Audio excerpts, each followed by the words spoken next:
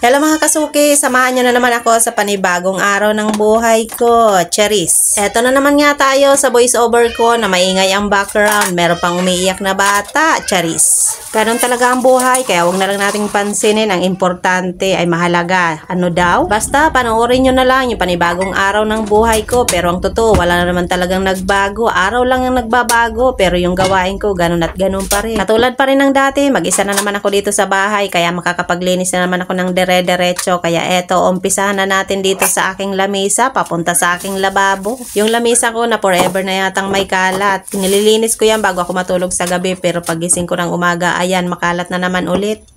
Lalo na pagdating ng gabi ay itong anak kong estudyante ay dito nagsusulat sa aking lamesa, kaya naman halos hindi na kami makakain dyan. Masyadong tahimik yung bahay ko kapag ako lang mag-isa, ang tanging maririnig mo lang yung ingay ng kapitbahay sa labas. Dati pagising ko, nagpapatugtog na ako dahil ako'y nagsusumba, pero ngayon hindi na ako nagpapatugtog. Ang una ko agad kinukuha yung cellphone ko, tinitingnan ko agad kung malaki na ba yung views ko, kung meron na ba talaga akong 1 million, Charis.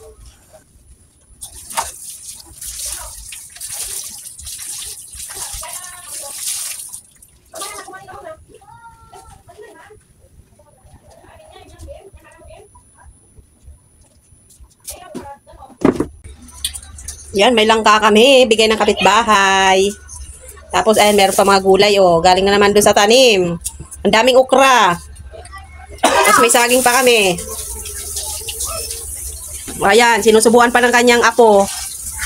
Ang bait naman ni apo. Thank you, apo. Yung apong Becky, sinusubuan yung lolo. Wow, sarap nito. Papanuhin mo nga. Kakainin natin. Tirahin na natin to. Thank you sa langka. Ang bango. Ano, masaging pa. Oh, may saging pa siya. Sana all marami nagbibigay. Yung okra niya nagkalat sa lamesa. Tirahin na. Ito pa, oh. Ay, dinala mo na ng dinala dito. Ubus na sa inyo. Pati tayo. Lo.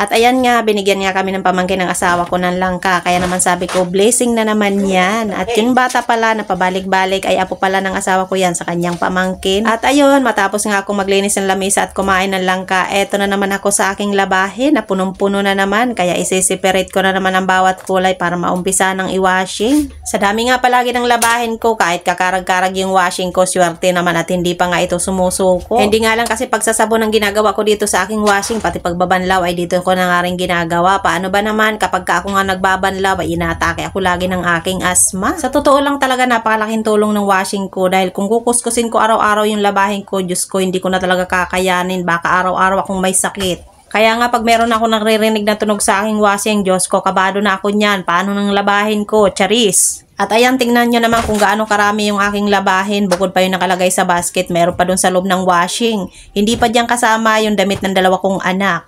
Paano na lang yan kung kukuskusin ko lahat dyan sa loob ng 3 araw, ganyan na karami yung labahin ko. Kaya nga sabi ko, kung mayroong magpapakontest ng paramihan ng labahan, abay, panalo na yung labahin ko, Charis. Pinaikot ko lang sa loob ng washing yung aking labahin at habang inaantay ko naman ito na matapos, eto, may dumating naman akong parcel. Eto na lang talaga nagpapasaya sa akin kapag may pera ko, parcel pa more, Charis. At sabi ko nga dyan sa asawa ko, wag siya maingay dahil nagbibideo ako, abay napakalakas pa ng boses, ang hirap sawayin ng matanda. At eto, pampaganda na naman nga itong in-order ko, hindi kasi tayo pinagpala sa magandang mukha, kaya naman daanin na lang natin sa mga pampahid. Dati ang pinakahilig ko talaga, lipstick, kulang na lang lahat ng kulay ay gusto kong kunin, Charis.